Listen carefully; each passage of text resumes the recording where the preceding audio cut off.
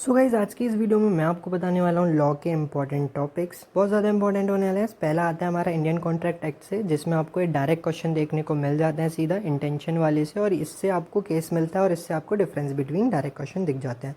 फिर आता है इन्विटेशन टू ऑफर, इससे केस भी बन जाता है और डायरेक्ट क्वेश्चन भी बन जाता है। फिर ऑफर एंड कब होता है, रिवोकेशन ऑफ ऑफर, ये आपको देखने को मिल सकता है डायरेक्ट क्वेश्चन में। फिर relation between offer and acceptance, ये कम इंपॉर्टेंट है बट देख लेना फिर भी एक बार। फिर communication of offer and acceptance and modes of revocation, section 4 section 5 बहुत ज़्यादा इंपॉर्टेंट है। फिर कंसिडरेशन की पूरी यूनिट बहुत इंपॉर्टेंट है, 3 टॉपिक से वो कर लेना। माइनर के 5 टॉपिक से केस आता है, मैंने आपको पहले भी बताया था, अभी बता रहा हूँ, ये 5 टॉपिक से केस आता ही आता है, देख लेना। फिर आता है कोरेशन और अनड्यू इन्फ्लुएंस, केस बेस्ड और डायरेक्ट क्वेश्चन बन सकता है। डिफरेंस बिटवीन इनका, mayor silence is not fraud, direct question बहुत इंपॉर्टेंट है। फ्रॉड और इससे केस बनता है। ये मेंटेनेंस एंड चैम्पर्टी बहुत इंपॉर्टेंट है, इससे केस बन जाता है। फिर ट्रैफिक और ये दोनों जो पॉइंट है, इससे डायरेक्ट क्वेश्चन 2-2 नंबर में, 3-3 नंबर में पूछ सकते हैं। फिर agreement restaurant of trade, direct. फिर यूनिट जो 4 है बहुत ज़्यादा इंपॉर्टेंट है, जिसमें आपको सेक्शन 39 तो करना ही करना है। इसमें आप जब अपना ऑफर ये जो वो होता है अपना परफॉर्मेंस छोड़ देते हो तो क्या होता है, बहुत अच्छा इंपॉर्टेंट क्वेश्चन है ये, इससे बनता है केस। फिर ऑफर कौन कौन परफॉर्म करता है, जॉइंट प्रोमिसर के 3 सेक्शन और अप्रोप्रिएशन ऑफ पेमेंट के 3 सेक्शन बहुत ज़्यादा इंपॉर्टेंट है, इससे केस बनता ही बनता है, करना है। और आपको कौन से कॉन्ट्रैक्ट नहीं परफॉर्म करने होते हैं, इससे डायरेक्ट क्वेश्चन बनता है, बहुत ज़्यादा इंपॉर्टेंट है। Unit 5 anticipatory breach of contract case, और ये डैमेज के जो 3 टॉपिक है, ये डैमेज हमारे 3 तरह के होते हैं, इनसे केस बनता है। यूनिट 6 से डायरेक्ट क्वेश्चन बन जाएगा, और क्वासी कॉन्ट्रैक्ट से ये 3 सेक्शन है जो 68, 69 और 71, इससे आपको तीनों से केस देखने को मिल जाएगा। फिर आता है यूनिट 8। यूनिट 8 को आपको डायरेक्ट क्वेश्चन के लिए ज़्यादा जानी जाती है। ये बेलमेंट क्या होता है, ड्यूटीज़ क्या होते हैं और राइट्स क्या होता है बेलर बेली के, इन सब से आपके डायरेक्ट क्वेश्चन देखने को बनते हैं। फिर फाइंडर ऑफ गुड्स यहाँ पर भी आता है, सेक्शन 68 और 169, ये भी इंपॉर्टेंट है।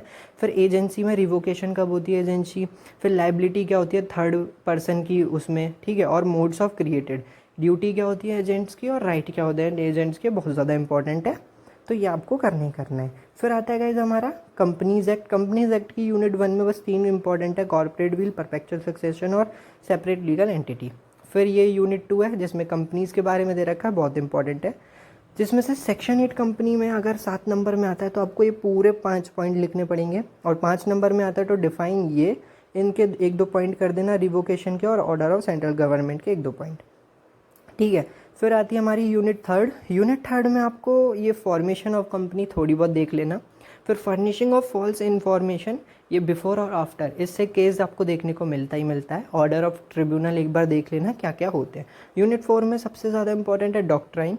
डॉक्ट्रिन्स अपने ये डायरेक्ट भी आते हैं और केस भी आते हैं, दोनों आपको करने ही करना है। फिर डिफरेंस बिटवीन एमओए देख लेना, कंटेंट ऑफ एमओए देख लेना, और ये शेयर कैपिटल थोड़ा इंपॉर्टेंट है पर देख लेना।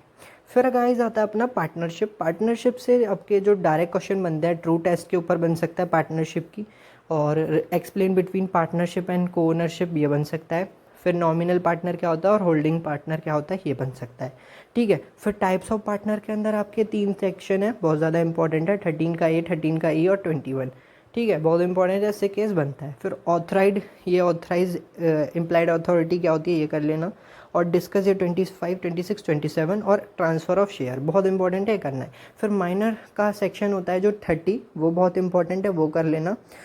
जो मैंने आपको इस सब के नोट्स मैंने आपको दे रखे हैं टेलीग्राम पे, बस वही वही कर लेना, तो डायरेक्ट क्वेश्चन तो आपको वहाँ से सारे देखने को मिल जाएंगे। फिर आता है ये अपना रिटायरमेंट ऑफ पार्टनर का, ये जो सेकंड पॉइंट है ना, इससे केस देखने को बन सकता है, थोड़ा इंपॉर्टेंट है, कर लेना, बस देख लेना क्या होता है।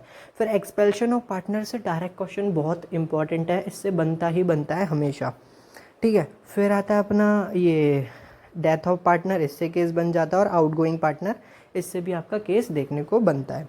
फिर गाइज पार्टनरशिप की जो 3rd यूनिट आती है उसमें सबसे ज़्यादा इंपॉर्टेंट होता है हमारे मोड्स ऑफ डिसोल्यूशन, ठीक है, डिसोल्यूशन कब कब होता है, तो और नॉन कंस्ट्रक्शन वाला, इससे केस देखने को बनता है, ठीक है। ये 2 टॉपिक आपको करने ही करना है यूनिट 3 के अंदर, बस। फिर गाइज अपना जो भी आता है चैप्टर उसका नाम है sales of goods act. Sales of goods act में आपको वैलिड कॉन्ट्रैक्ट पता होने चाहिए कब होता है, ठीक है, कभी कभार आ जाता है, और सेल और एग्रीमेंट टू सेल के डिफरेंस बिटवीन भी आ सकता है। फिर गुड्स क्या होती है और डिलीवरी क्या होता है, इसके टाइप्स भी आपको करने हैं, क्योंकि इनसे केस देखने को बन सकता है, बहुत इंपॉर्टेंट होते हैं ये। फिर अपना आता है ये हायर परचेज एग्रीमेंट के बारे में देख लेना। फिर इफेक्ट ऑफ कंस्ट्रक्शन ये वाला होता है ना, जो सेक्शन 7 और 8 बहुत इंपॉर्टेंट है, इससे केस बनता है। तो बस यही सब है, ये फर्स्ट यूनिट में इतना ही कर लेना, बहुत इंपॉर्टेंट हो जाएगा बस यही। फिर सेक्शन 2 जो अब यूनिट 2 आती है अपनी, difference between condition and warranty, और कब वेव होती है, बहुत इंपॉर्टेंट है। डिस्क्रिप्शन वाला कर लेना, सैम्पल वाला कर लेना, और ये अपनी इंटेंशन जो होती है ना, ये वाला कर लेना, बहुत इंपॉर्टेंट है। ये जो इंपॉर्टेंट बता रहा हूँ बस वो कर लेना। डॉक्ट्रिन ऑफ केविट एम्प्टर कर लेना, इससे डायरेक्ट क्वेश्चन आपको देखने को मिल जाता है। राइट ऑफ लीन कर लेना, इससे केस आ जाता है। और स्टॉपेज इन ट्रांसलेट, इससे भी केस आ जाता है अपना। फिर डायरेक्ट क्वेश्चन की बात करें यूनिट 4 में, तो राइट ऑफ ये बायर और राइट ऑफ सेलर बन जाता है। और सबसे ज़्यादा इंपॉर्टेंट है वह है ऑक्शन सेल, ये गाइज आपको करना ही करना है, ठीक है। फिर यूनिट 3 आती है, जिसके अंदर आपको अप्रोप्रिएशन के बारे में सबसे ज़्यादा पता होना चाहिए, अप्रोप्रिएशन क्या होता है। फिर मोड्स ऑफ डिजोल्व, वो सेक्शन 25 आपको आना चाहिए, राइट ऑफ डिस्पोजल, और सेल रिटर्न बेसिस और कैश रिटर्न बेसिस भी आपको पता होना चाहिए। और ये नेमो दत्त वाले से डायरेक्ट क्वेश्चन भी बहुत इंपॉर्टेंट है। फिर गाइज अपना आता है एलएलपी। तो एलएलपी से आपको पता नहीं, मैं बताता हूँ अभी, मैंने टेलीग्राम पे इसकी लिंक दे रखी है, ये बस 5 इंपॉर्टेंट है, बस यही कर लेना टेलीग्राम से। तो एलएलपी से बस यही इंपॉर्टेंट है। फिर फर्स्ट यूनिट से लॉ कब बनता है, और लॉ कितने तरीके के होते हैं वो पता होना चाहिए।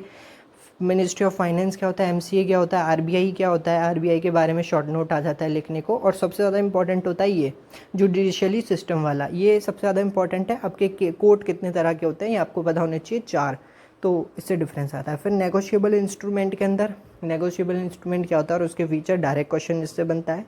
फिर अगर बात करें इसके टाइप जो होता है ना, इनलैंड और फॉरेन इंस्ट्रूमेंट, इससे केस बन सकता है, ठीक है। और फिर बात करें इंचोटिंग इंस्ट्रूमेंट और एम्बिग्यूअस इंस्ट्रूमेंट, इससे भी आपको केस देखने को मिलता है। और इंचोटिंग इंस्ट्रूमेंट जो था ना, उसमें जैन में मेरे जो मैंने दिए थे पेपर, उनसे पूरे पे केस आया था इस पे 7 नंबर का, 6 नंबर का, तो वो इम्पोर्टेंट है। सेक्शन 57 इम्पॉर्टेंट है। और डिसऑनर ऑफ चेक हमेशा आता है ये, चाहे थ्योरी में आए, डायरेक्ट क्वेश्चन में आए, चाहे केस से आए, हमेशा आता ही आता है, ये तो आपको करना ही करना है। सो गाइस सारे नोट्स वगैरह सब टेलीग्राम पे अपलोडेड आपको मिल जाएंगे, बस जाओ नोट्स पढ़ो, क्वेश्चन सॉल्व करो, जो यूट्यूब पे क्वेश्चन आपको सॉल्व करवाते हैं उनकी वीडियोज़ देखो, आपका हो जाएगा अच्छे से। तो आज की वीडियो में इतना ही, मिलता है अगली वीडियो में, बाय।